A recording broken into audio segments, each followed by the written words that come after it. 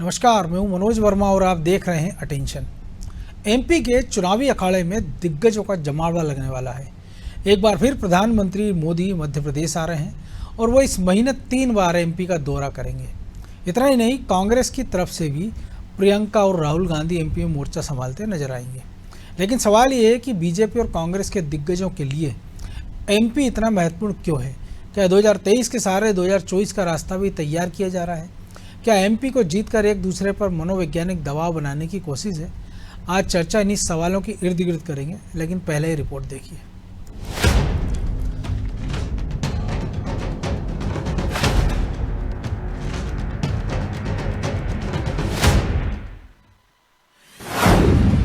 MP में तैयार हो रहा चुनावी घेरा, केंद्रीय नेता डालेंगे एमपी में डेरा। सितंबर में 3 बार एमपी आएंगे पीएम मोदी, तो प्रदेश में सभा करेंगे प्रियंका और राहुल गांधी। एमपी में विधानसभा चुनाव की घोषणा के लिए अब कुछ ही हफ्ते रह गए हैं, लिहाजा एमपी में केंद्रीय नेताओं के दौरे तेज हो गए हैं। बीजेपी की तरफ से लगातार केंद्रीय मंत्री प्रदेश के दौरे कर रहे हैं, बीजेपी के कार्यक्रमों में हिस्सा ले रहे हैं। लेकिन अब प्रधानमंत्री मोदी भी इस महीने एमपी आ रहे हैं। वो 12 दिन के भीतर प्रदेश के 3 दौरे करेंगे। पहले 14 सितंबर को मोदी बीना आएंगे, तो 18 सितंबर को ओंकारेश्वर आदि शंकराचार्य की प्रतिमा का अनावरण करेंगे। वहीं 25 सितंबर को भोपाल में बीजेपी कार्यकर्ता महाकुंभ में शिरकत करेंगे। यानी पीएम मोदी एमपी में बीजेपी के पक्ष में माहौल बनाते दिखेंगे। इधर मोदी के दौरे को लेकर बीजेपी में तैयारियां तेज हो गई हैं। साथ ही बीजेपी नेता उनके दौरे को लेकर काफी उत्साहित भी दिख रहे हैं। ये मध्य प्रदेश का सौभाग्य है कि प्रधानमंत्री जी पुनः 14 सितंबर को मध्य प्रदेश पधार रहे हैं। बुंदेलखंड की पवित्र धरती पर बीना वे पधार रहे हैं, जहां बीना रिफाइनरी स्थापित है। या निवेश की अलग अलग योजना, लगभग 2 लाख करोड़ रुपए के निवेश के कामों का भूमि पूजन प्रधानमंत्री जी करेंगे। 3 लाख लोगों को रोजगार जिनमें मिलेगा। तो मध्य प्रदेश प्रधानमंत्री आते हैं तो सौगात दे के जाते हैं। प्रधानमंत्री जी का स्वागत है। सिर्फ बीजेपी की तरफ से ही एमपी में उसके बड़े नेता डेरा नहीं डाल रहे, बल्कि कांग्रेस की ओर से भी केंद्रीय नेतृत्व का फोकस एमपी पर है। इसलिए एमपी में एक तरफ खड़गे के दौरे हो रहे हैं, तो प्रियंका और राहुल गांधी भी प्रदेश में सभाएं और रैलियों में नजर आने वाले हैं। कहा तो ये भी जा रहा है कि प्रियंका एक दिन में 2 रैलियां और 40 से ज्यादा सभाएं करेंगी। यानी कांग्रेस के दिग्गज भी एमपी को जीतने के लिए पूरा जोर लगाते दिखेंगे। मध्य प्रदेश में निश्चित ही राहुल गांधी और प्रियंका गांधी जी की डिमांड ज्यादा है, क्योंकि कार्यकर्ता चाहता है उनको सुनना, देखना और उनकी बातों पे जो वो बोलते हैं। जो हमने देखा हिमाचल में, हमने देखा कर्नाटका में, वो चीजें इम्प्लीमेंट हुई, तो उनके मुंह से सुनना चाहते हैं। तो इसलिए मध्य प्रदेश के आगामी विधानसभा चुनाव में हमारे सारे राष्ट्रीय नेता अपनी अपनी भूमिका का निर्वहन करने आएंगे। जिस तरह से बीजेपी और कांग्रेस के दिग्गजों के दौरे मध्य प्रदेश में हो रहे हैं, उससे ये तो साफ है कि एमपी दोनों दल के लिए कितना अहम है। राजनीति विश्लेषकों का तो ये तक कहना है कि केंद्रीय नेतृत्व की ये जारी जद्दोजहद सिर्फ विधानसभा चुनाव के लिए नहीं, बल्कि लोकसभा चुनाव के लिए भी है। साथ ही जो पार्टी 2023 की जंग जीत लेगी, उसे 2024 के चुनाव के लिए मनोवैज्ञानिक बढ़त मिल जाएगी। और यही वजह है कि एमपी में केंद्रीय नेताओं की दौड़ तेज हो गई है। ब्यूरो रिपोर्ट, अनादि टीवी।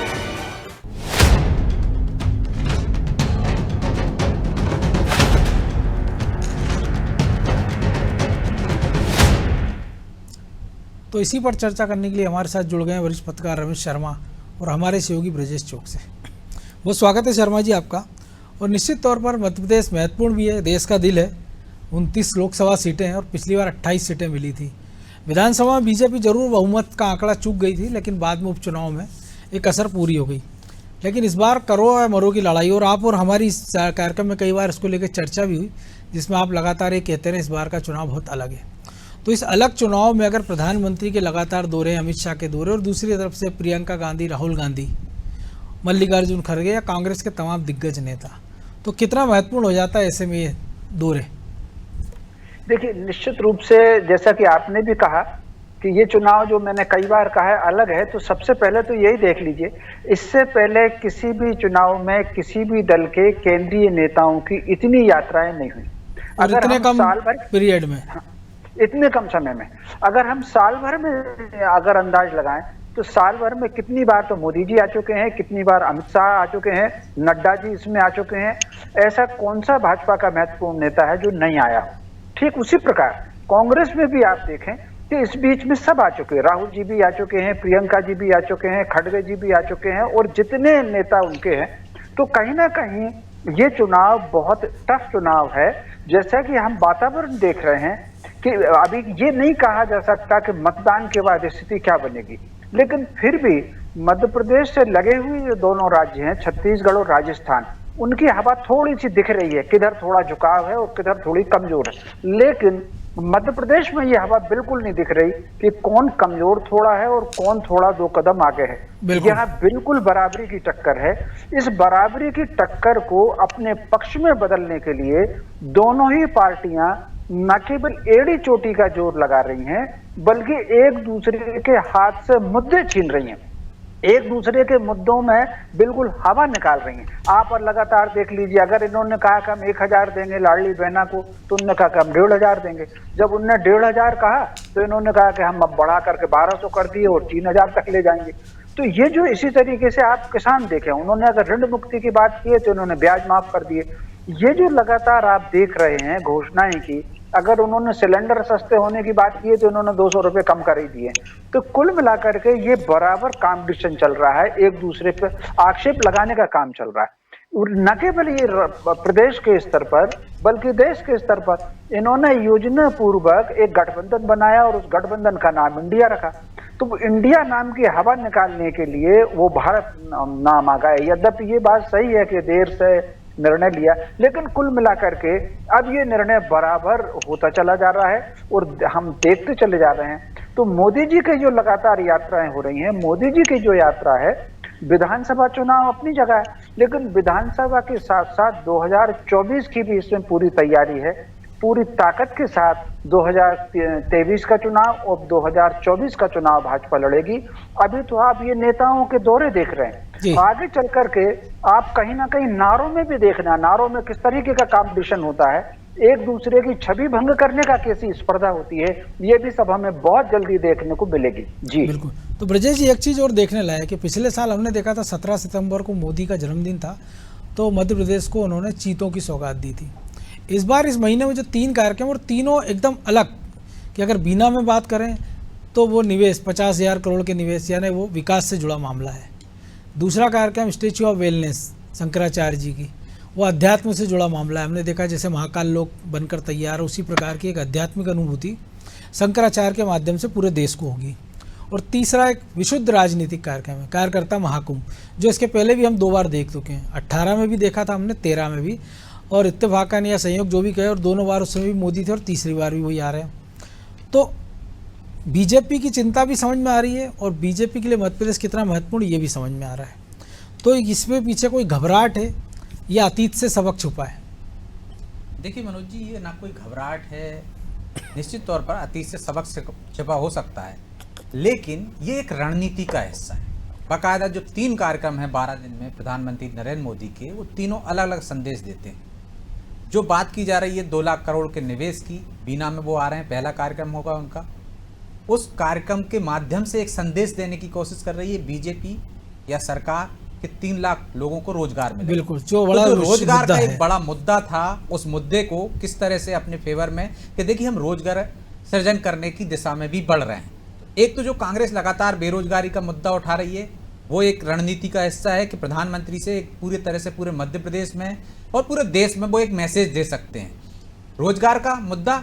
दूसरा बात, हम जो शंकराचार्य जी की बात करते हैं, जो लाइन लेकर चल रही है बीजेपी, दूसरा कार्यक्रम उनका है ओमकारेश्वर में, जो धर्म का साथ लेकर चल रही है। दोनों धर्म और विकास एक साथ साथ चलाने की प्रक्रिया जो है बीजेपी की जो रणनीति का हिस्सा है, कि जो धर्म के आधार पर वोट देता है उस वोट बैंक को भी साधना, कि देखिए हमने महाकाल लोक बनाया, हम यदि सलकनपुर लोक बना रहे हैं, हम ओरछा में भी विकास कर रहे हैं, और हम देखिए आदि शंकराचार्य की मूर्ति भी स्थापित कर रहे हैं। तो उसके माध्यम से आप वैसे ही देखना, वैसे ही भव्य आयोजन होगा जैसा महाकाल कॉरिडोर का हुआ था।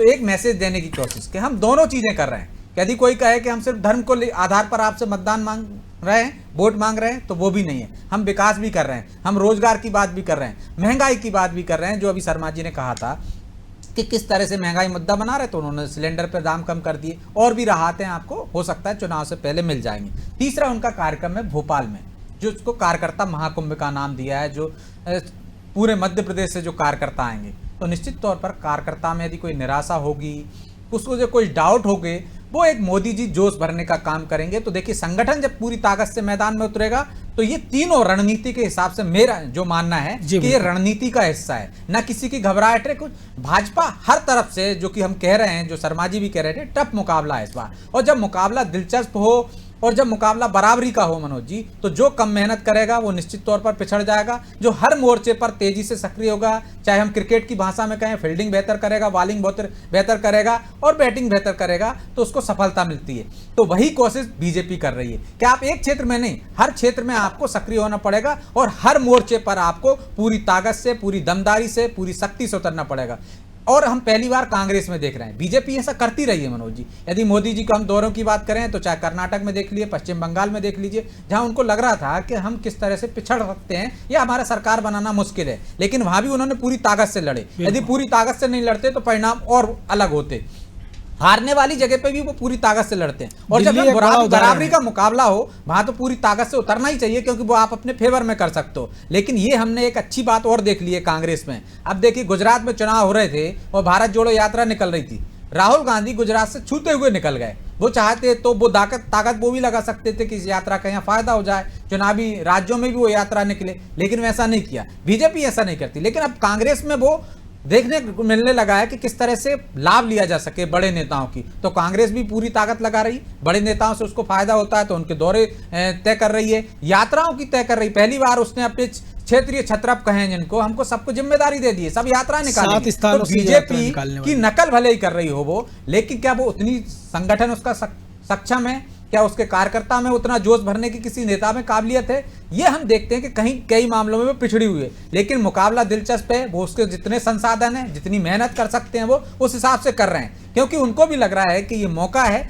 वो सत्ता में लौट सकते हैं। क्योंकि 2018 में वो सत्ता का स्वाद चख चुके थे कम मेहनत के साथ, तो वो मेहनत ज्यादा कर रहे हैं कि टक्कर दे सकें। जब उनकी मेहनत देखने के बाद बीजेपी डबल मेहनत कर रही, चाहे वो देश में चाहे शर्मा जी। तो एक तरह से हम देख रहे हैं कि हिमाचल की जिक्र किया था कांग्रेस के प्रवक्ता ने भी, और वहाँ लेकिन राहुल गांधी पहुंचे नहीं थे, प्रियंका गांधी जरूर गई थी, या कर्नाटक में पड़ोस, जो आपने शुरुआत में जिक्र किया कि दो राज्यों का जो झुकाव दिख रहा था। हम देख रहे हैं मल्लिकार्जुन खड़गे के भी दौरे छत्तीसगढ़ में हो रहे हैं, राहुल गांधी के भी दौरे हो रहे हैं, और मध्य प्रदेश में भी। राजस्थान को ज़्यादा वो छू नहीं रहे, तो शायद उनको ये लग रहा है कि बार बार, या मध्य प्रदेश में स्थिति अच्छी दिख रही है तो शायद यहाँ ज़्यादा कैंपेन पर फोकस किया जाए, ताकि एक क्रेडिट की लड़ाई, जो अभी तक बीजेपी आरोप लगाती रही है कि राहुल गांधी तो उनके स्टार कैंपेनर है कि वो जहां जाते हैं बीजेपी को सफलता मिलती, तो उस टेक को भी हटाने का प्रयास है शायद ये। निश्चित रूप से ये उस ट्रैक को हटाने का प्रयास है। और उस ट्रैक को हटाने के लिए ये जो पिछले दिनों उन्होंने भारत जोड़ो यात्रा निकाली थी, पद यात्रा विशेष करके पूरे भारत की जो यात्रा की थी, कहीं ना कहीं वो उस ट्रैक को हटाने का ही एक कारण था। और ये जो टैग 2016 से वो बराबर, आप अगर 2016 से पहले राहुल गांधी जी की रणनीति या उनका बोलने का तरीका या चलने का तरीका, कहने का तरीका हो, और उसमें और 2019 के बाद के तरीके में बहुत अंतर आया है। तो ये जो विशेषकर भारत जोड़ो यात्रा से उन्होंने अपनी छवि को सुधारने की कोशिश की है। ये ठीक है कि कई बार वो अपने स्वभावगत कुछ सेंटेंस ऐसा कह जाते हैं या कुछ ऐसा उनके हो जाता है उनकी बॉडी लैंग्वेज से, जिससे थोड़ा जवाबदेही में मुश्किल होती है, लेकिन उन्होंने अपनी इमेज सुधारी है। और दूसरी जो उनकी यात्रा से, उनकी और प्रियंका गांधी की यात्रा से कांग्रेस को जो लाभ मिलेगा वो कार्यकर्ताओं को संगठित होने का लाभ मिलेगा। इस समय अगर आप देखें तो भाजपा और कांग्रेस दोनों में कार्यकर्ता के निचले स्तर पर थोड़ी सी असहजता है, दोनों ही पार्टियों में असहजता है। जब भी बड़े नेताओं के दौरे होते हैं, ये उनको कार्यकर्ता को ये कार्यक्रमों में लगा दिया जाता है कि अब जन आशीर्वाद यात्रा होगी, तो उन्होंने कहा कि अब जन आक्रोश यात्रा होगी। तो इन कार्यक्रमों में जब कार्यकर्ता को लगाया जाता है तो वो सक्रिय होता है। बड़े नेताओं की उपस्थिति से कार्यकर्ता की निष्क्रियता दूर होती है। मतदाता पर उतना प्रभाव नहीं पड़ता जितना मीडिया पर पड़ता है। मतदाता मान करके चलिए मनोज जी कि मतदाता लगभग 99% मतदाता तय कर चुका है कि उसको किसको वोट देना है। हम तीनों लोग भी बैठे हैं, हम जी, सबके बिल्कुल। तीनों के मन में तय होगा कि हमको किसको वोट देना है। अगर हम वोट देने गए तो हम उसी को वोट देंगे। तो मतदाता 99% लगभग तय कर चुका है किसको वोट देना है। उसके वोट का फर्क उसी पर आएगा अगर वो वोट देने ना जाए या अचानक कोई घटनाक्रम हो गया तो वो 1 या 2% मतदाता होता है, बाकी इससे ज्यादा नहीं होता। लेकिन शर्मा जी फिर मेहनत क्यों करते हैं राजनीतिक दल? उनको भी पता होगा कि 99% मतदाता तय कर चुका है कि किसको वोट देगा, तो कहीं ना कहीं उनके दौरों से, उनकी मेहनत से फर्क तो पड़ता होगा ना, बदलता होगा वो अपना मन। ये दौरे का फर्क 2 चीजों पर पड़ता है। एक तो मतदान के प्रतिशत पर पड़ता है, चुनाव का वातावरण बनता है, तो चुनाव का वातावरण बनता है तो मतदाता चिंता से फिर वोट देने के लिए निकलता है। और एक फ्लोटिंग वोटर पे भी कुछ का असर पड़ता होगा, थोड़ा सा पड़ता है, फ्लोटिंग वोटर पर असर पड़ता है। फ्लोटिंग वोटर जो 1-2% होता है उस पर उसका असर पड़ता है। तो और दूसरा कार्यकर्ता सक्रिय होता है, जो सबसे बड़ी बात है। एक और बात मुझे अनुमान अभी से जो लग रहा है कि मान करके चलिए कि 80 से 82, 83% तक मतदाता इन दोनों ही पार्टियों का चयन करेगा। मुश्किल से 15 से 17% वोट है जो भाजपा और कांग्रेस से अलग जाएगा। उसमें 5-7% निर्दलियों को जा सकता है और 10-11% वोट ये जो 2-3 पार्टियां हैं, आम आदमी हो गया या और वो जो ओबीसी की सपा, पार्टी बसपा, AIMIM, ये मान करके चलिए तीनों चारों का 10-11 से ज्यादा नहीं होगा। इस बार चुनाव थोड़ा सा, जैसा मैं बार बार कहता हूं, अलग होगा। इस बार चुनाव सेंट्रलाइज भी हो रहा है मध्य प्रदेश में, वो भाजपा और कांग्रेस के बीच में ही हो रहा है। इस बीच में वोट का फर्क 19 सीटों पर ज्यादा होगा जहां कोई बड़ा प्रभावशाली व्यक्ति विद्रोह करके निर्दलीय के रूप में खड़ा हो जाए, वो थोड़ा सा परिणाम को प्रभावित कर सकता है। जैसे भोपाल दक्षिण में अगर आप देखें तो 2 नाम बड़े चर्चा में हैं, अगर वो खड़े हो गए तो थोड़ा परिणाम को वो प्रभावित करेंगे।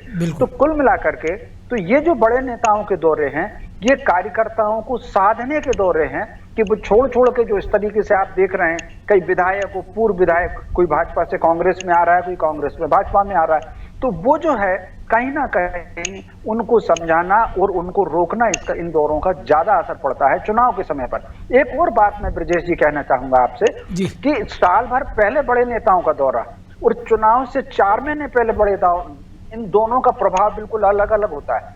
4 महीने पहले, 3 महीने पहले या 2 महीने पहले मतदाता बहुत उससे प्रभावित नहीं होता, उत्साह उसमें आता है, लेकिन वो बहुत ज्यादा उसको लगता है कि अब चुनाव आ रहे हैं तो ये नेता दौरे कर रहे हैं। लेकिन साल भर पहले के दौरे में जो बात कही जाती है वो प्रभावशाली होती है। इसी बीच में इसका उदाहरण हम देख लें, अभी मोदी जी 2-3 बार आ चुके हैं। आप पिछले 2 महीने में, 3 महीने में देखें, जुलाई से उनके अभी तक 3 यात्राएं हो चुकी हैं। इन 3 यात्राओं में जो कार्यक्रम हुए हैं, जो शुभारंभ हुए हैं, वो तो स्मरण है, लेकिन मोदी जी का कोई डायलॉग किसी को स्मरण नहीं होगा।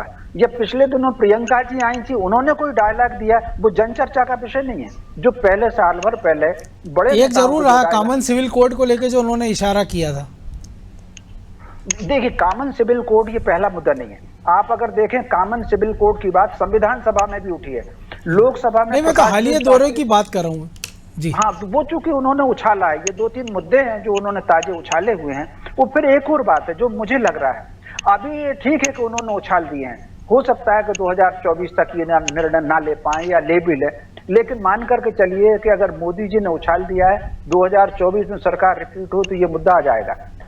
आप मोदी जी की वर्किंग दूसरे सारे प्रधानमंत्रियों से अलग है, अटल जी से भी अलग है, और उनकी वर्किंग इंदिरा जी से थोड़ी सी मेल करती है। मैंने चूंकि रिपोर्टिंग की है और इंदिरा जी की सभाएं सुनी है, तो वो जो उन्होंने कह दिया है एक बार, वो उनके दिमाग में चलता है और उचित समय पर वो उचित निर्णय ले लेते हैं। जैसे जब राजाओं के पृथ्वी वर्ष की समाप्ति की बात आई थी, कोल माइन के राष्ट्रीयकरण की बात आई थी, इंदिरा जी ने बिल्कुल पहले कह दिया था, भारी विरोध हुआ, पार्टी टूट गई, लेकिन उन्होंने वो निर्णय जरूर लिए थे।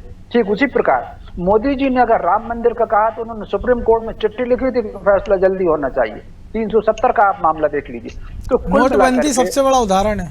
हाँ, नोटबंदी उदाहरण है, और वो जो शरणार्थी बिल लेकर के आए थे, वो शरणार्थी बिल इसका उदाहरण है।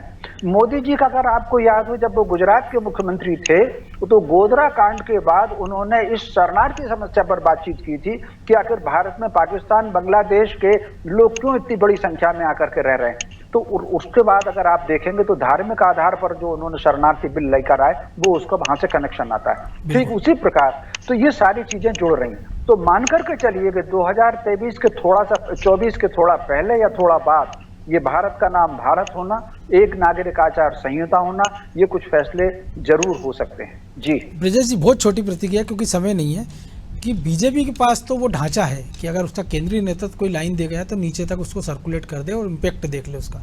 कांग्रेस ऐसा कर पाएगी, भले उसके दबाव नेता कितने ही दौरे कर लें?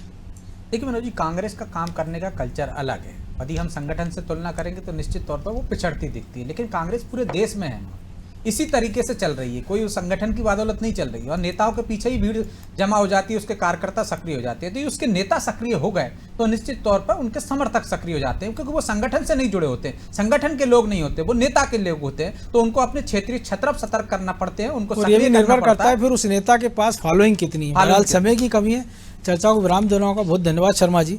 तो निश्चित तौर पर बड़े नेताओं के बड़े दौरे, बड़ी चुनावी सभाएं, बड़ी बड़ी रैलियां एक माहौल तो बनाएंगी, लेकिन सवाल ये उठता है कि उस माहौल को अपने पक्ष में कौन बना पाएगा। जो पार्टी ऐसा कर पाएगी उसकी संभावना 23 में भी अच्छी होंगी और 24 में भी। अटेंशन में आज इतना ही, मुझे दीजिए इजाज़त और आप देखते रहिए अनादि टीवी। नमस्कार।